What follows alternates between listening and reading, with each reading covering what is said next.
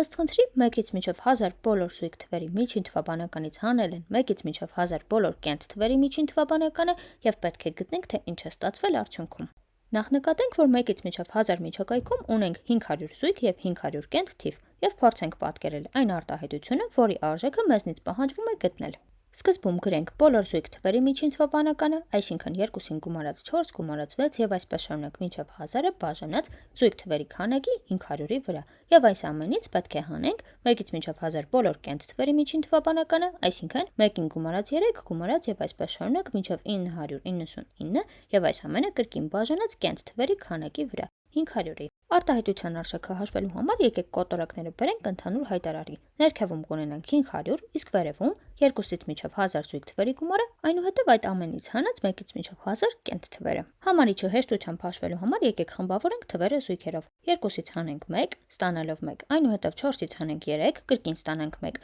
եւ այսպես շարունակ մինչև վերջին զույգը 1000-ից հանելով 999 կրկին ստանում ենք 1, հետևաբար համարիչում ունենք 500 հատ 1, 500 անգամ 1, իսկ հայտարարում դե 500։ Ստացվեց արտահայտության արժեքը 1։